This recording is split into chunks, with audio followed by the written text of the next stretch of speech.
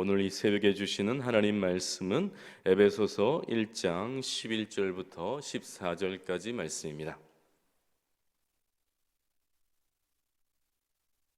약성경 309페이지 정도 있습니다. 에베소서 1장 11절부터 14절 말씀까지 저하고 교독으로 봉독하도록 하시겠습니다.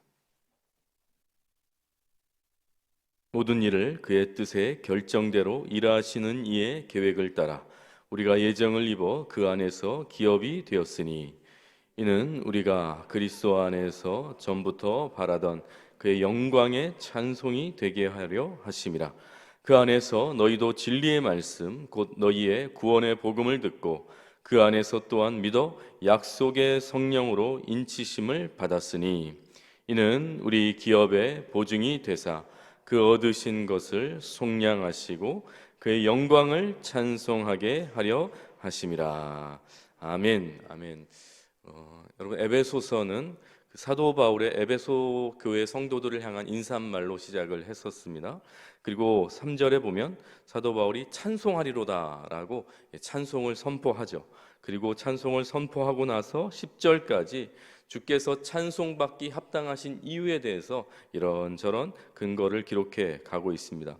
10절까지 사도 바울이 말한 이 주님이 찬송받기 합당하신 이유는 사도 바울을 포함한 모든 성도들에게 하늘에 속한 신령한 복을 주셨기 때문이다 라고 기록을 했었습니다.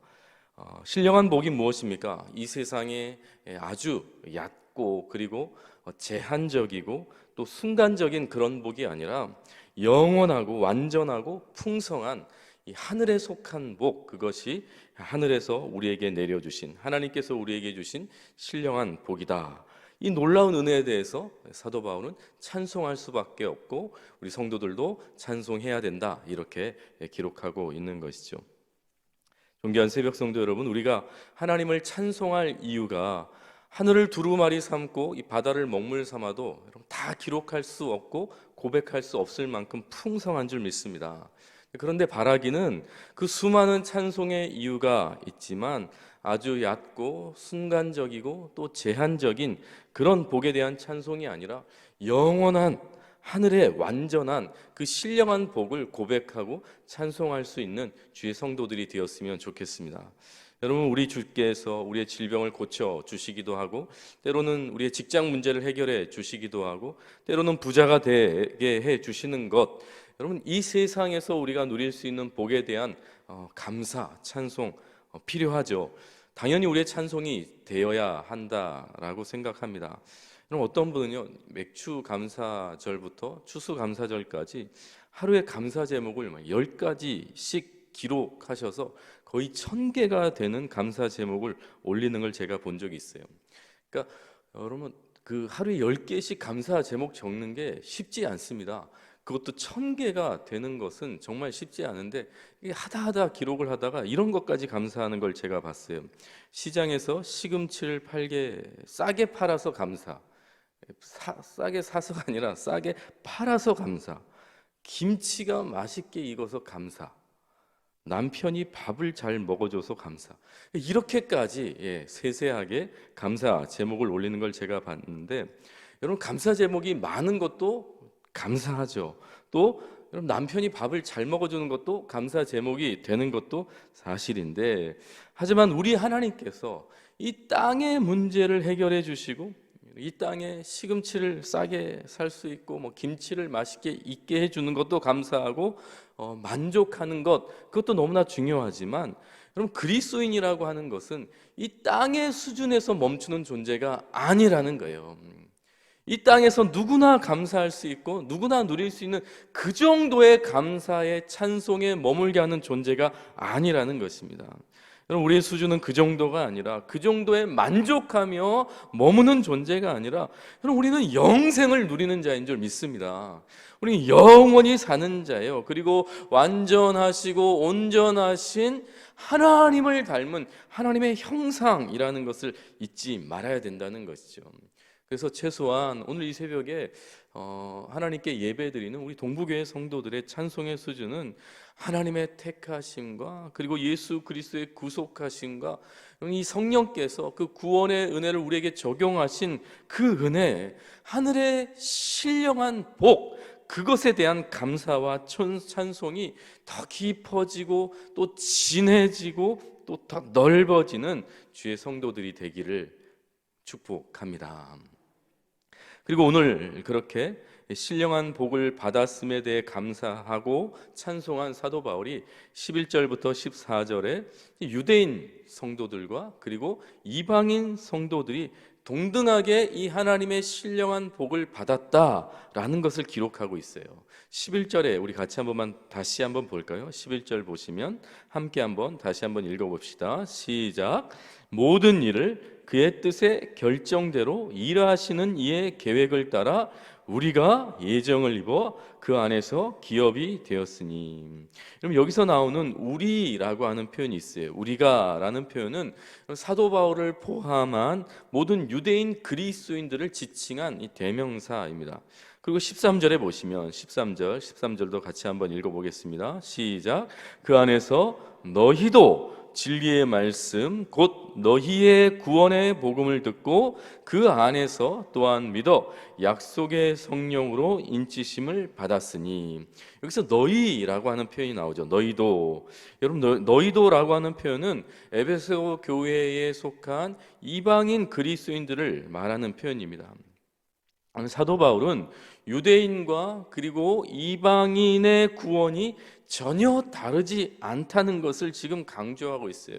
그럼 뭘 보면 알 수 있는가? 12절과 14절에 보면 똑같이 우리가 라고 한 이후에 12절에 보면 그의 영광의 찬송이 되게 하려 하심이라 라고 마무리하고 있고요.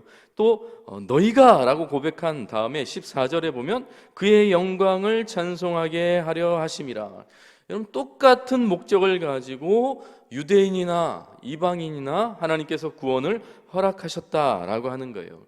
여러분, 겉으로 보면 유대인이 있어요. 겉으로 보면 이방인이 있다라고 하는 것이죠. 우리가 있고 너희도 있는 것입니다. 여러분, 유대인이나 이방인이나 너무 다르죠. 시기적으로 구원받은 시기도 다르고 또 구원받는 방법도 다른 것 같아 보이는 게 사실이에요. 차이가 있어 보이는 것입니다. 하지만 하나님의 구원 목적은, 또한 하나님의 구원은 모두가 그의 영광의 찬송이 되게 하려 하는 것이다 라고 말한다라고 하는 것이죠. 그럼 똑같이 하나님의 구원 안에 들어가 있다라고 하는 것을 사도 바울이 강조하는 거예요. 그럼 포도원이라고 하는 그 자리가 하나님의 구원이라고 한다라고 하면 그 포도원에 새벽 6시에 들어가는 사람이나 9시에 들어가는 사람이나 난 12시에 들어가는 사람이나 오후 3시에 들어가는 사람이나 오후 5시에 들어가는 사람이나 다 똑같이 속한 자가 되는 거예요. 들어가면 되는 것입니다. 그럼 선택받고 구원받아서 포도원에 들어가면 그것으로 충분하고 완전한 구원에 이른 거예요. 겉으로 보기에는 차이가 있지만 하나님의 구원 목적과 하나님의 구원에는 전혀 차이가 없다라고 하는 것이죠. 그렇다면 질문이 생기죠. 사도 바울은 도대체 왜 굳이 이런 표현을 했냐는 거예요. 우리가 라는 표현을 하고 왜 너희도 라고 하는 표현을 사용하면서 마치 다른 것처럼 구별을 해서 사용했는가 라고 하는 것이죠. 똑같이 구원을 받았다라고 한다면 그냥 우리라고 하는 말로 다 퉁치면 되잖아요. 그런데 왜 우리가 라고 하고 또 너희도 라고 하는 표현을 했을까? 존귀한 새벽 성도 여러분, 오늘 우리가 너희도 라는 표현을 통해서 사도 바울이 강조하고 또 강조하고 또 강조하고 싶은 것은 구원 안에서 하나됨이라고 하는 것입니다. 구원 안에서 하나 되었다는 것을 또 강조하고 또 강조하고 싶어서 이렇게 우리가 또 너희도 라고 하는 표현을 하는 거예요. 그럼 다른 성경 구절들을 같이 한번 살펴볼까요? 갈라디아서 3장 28절 말씀이에요. 우리 같이 한번 읽어봅시다. 시작. 너희는 유대인이나 헬라이나 종이나 자유인이나 남자나 여자나 다 그리스도 예수 안에서 하나이니라. 그럼 고린도전서 1장 24절도 봅시다. 시작. 오직 부르심을 받은 자들에게는 유대인이나 헬라인이나 그리스도는 하나님의 능력이요 하나님의 지혜니라. 그럼 로마서 1장 16절도 마찬가지입니다. 시작. 내가 복음을 부끄러워하지 아니하노니 이 복음은 모든 믿는 자에게 구원을 주시는 하나님의 능력이 됨이라. 먼저는 유대인에게요 그리고 헬라인에게로다. 여러분, 우리에는 다름에 관심이 많아요. 다르다는 것에 우리의 마음이 집중될 때가 많죠. 다르다는 것을 강조하고 싶을 때가 너무 많아요. 여러분, 에베소 교회에서도 이 다름의 문제가 있었던 것 같아요. 여러분, 로마 교회도 마찬가지고, 여러분 고린도 교회도 그랬죠. 특별히 고린도 교회에 그 유명한 파들이 있었잖아요. 바울파, 아볼로파, 게바파, 심지어 그리스도파라고 할 만큼 여러분 파벌이 있었다고요. 우리도 마찬가지예요. 한국 사회도 마찬가지인 것 같아요. 여러분, 한국 사회에 가장 많은 게 뭔지 아십니까? 파래요, 파. 그래서 제가 인터넷에 파의 종류를 쳐보니까 막 양파, 대파, 쪽파, 시파 이런 게 막 나오더라고요. 그런 파가 아니라 어느 지역 출신인가, 어느 학교 출신인가, 누구를 지지하는가, 어느 라인인가, 누구 쪽 사람인가. 여러분, 그게 우리나라 사회에 너무 많대요. 먹을 때도 보면 그런 거 있잖아요. 탕수육 먹을 때 보면 뭐죠? 부목파, 찍목파가 있더라고요.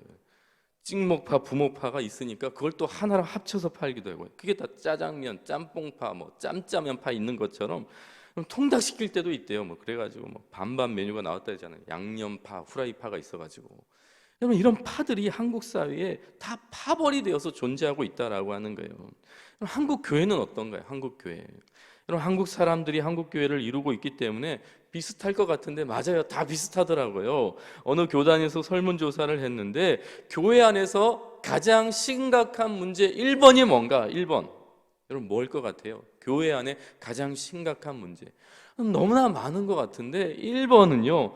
파벌 문제래요. 파벌 문제. 그럼 그러고 보니까 초대교회에도 이 파벌 문제가 있었고, 그리고 한국 사회에도 있고, 한국 교회 안에도 너무나 깊숙이 뿌리 박아 있는 문제가 이 파벌 문제라고 하는 거예요.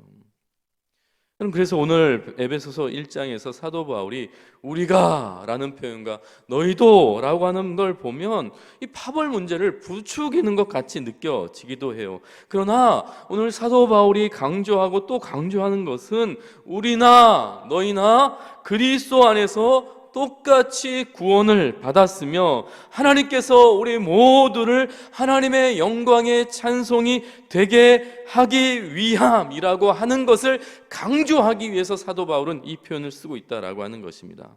여러분, 복음의 능력이라고 하는 것이 이 한국 사회와 초대교회와 그리고 한국 교회에 이 뿌리 깊게 박혀있는 파벌 문제를 모두 해결하고 해결했다라고 하는 것을 강조하고 싶은 게 사도 바울의 마음이라고 하는 것입니다. 그럼 모든 믿는 자에게 구원을 주시는 하나님의 능력이 예수 그리스도 안에서 우리에게 임했다라고 하는 것을 믿으시기 바랍니다.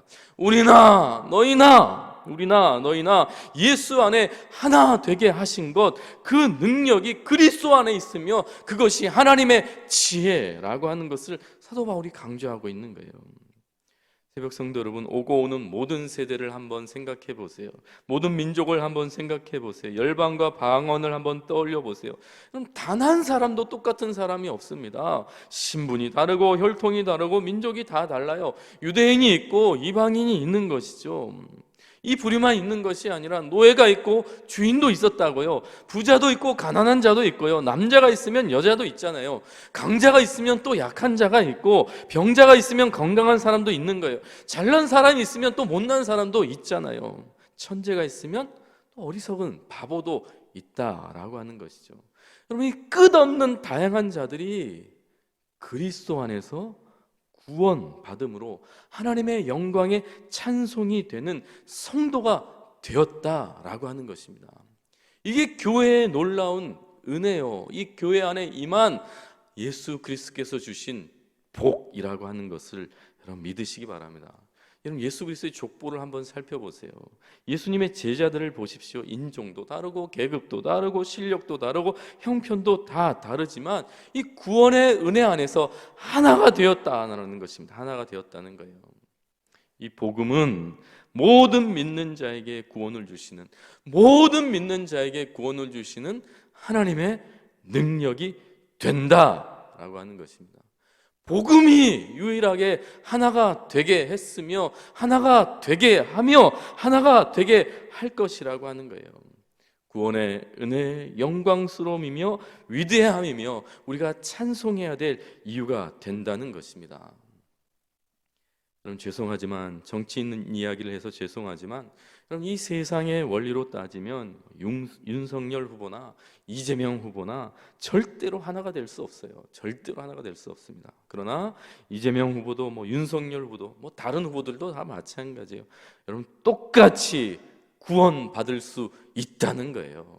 여러분, 그리스도 안에서 하나가 될 수 있는 거라는 거예요. 그게 구원의 능력이며 하나님의 지혜다라고 하는 것을 믿으시기 바랍니다.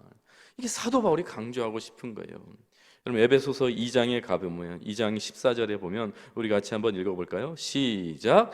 그는 우리의 화평이신지라 둘로 하나를 만드사 원수된 것 곧 중간에 막힌 담을 허시고, 자기 육체로 허시고.